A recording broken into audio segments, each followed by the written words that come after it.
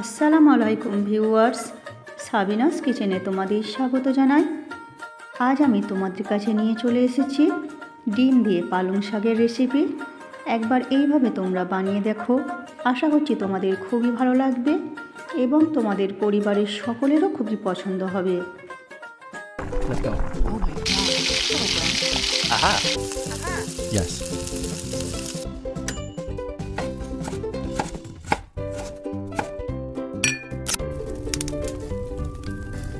Wow. Thank you. 200 গ্রাম মসুর ডাল ভালো করে ধুয়ে নিয়েছি। এতে হাফ চামচ হলুদ গুঁড়ো, হাফ চামচ লঙ্কা গুঁড়ো আর 1 চামচ ভাজা ধনে গুঁড়ো দিয়ে ভালো করে আমি নেড়ে দিচ্ছি।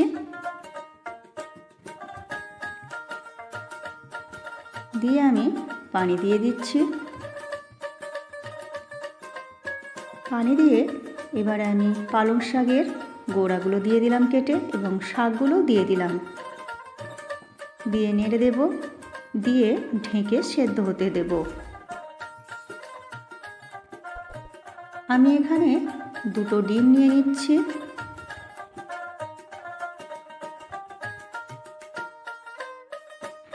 পরিমাণ মতো লবণ আর অল্প করে লঙ্কা গুঁড়ো দিয়ে ভালো করে মিশিয়ে নেব।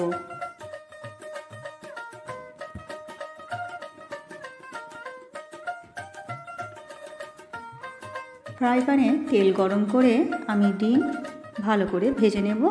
ভেজে নিয়ে পিস করে নেব। আমার রেসিপিটি তোমাদের এই পর্যন্ত পছন্দ হলে একটা লাইক করে দিও। পরবর্তী রেসিপি কী পেতে চাও সেটাও কমেন্ট করে জানিও। এইভাবে তোমরা একবার ডিম দিয়ে পালং শাকের রেসিপি করে দেখো, খুবই দারুণ হয় খেতে। পিস করে নিয়েছি ডিমগুলো। ডাল ফেটে গেছে, তাই আমি এবার পরিমাণ মতো লবণ দিয়ে দেব, দিয়ে ঢেকে ভালো করে সেদ্ধ করে নেব ডাল আর শাক। ভালো করে ডাল আর শাক সেদ্ধ হয়ে গেছে, ঘেঁটে দিচ্ছি, দিয়ে এবারে ভেজে রাখা ডিম দিয়ে দিচ্ছি।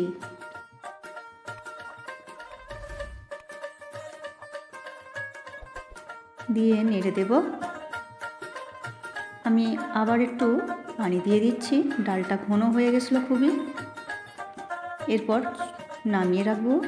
একটি ফ্রাই প্যানে 2টো শুকনো লঙ্কা আমি দিয়ে লাল করে নিচ্ছি। নিয়ে 2 চামচ রসুন কুচি দিয়ে দিচ্ছি।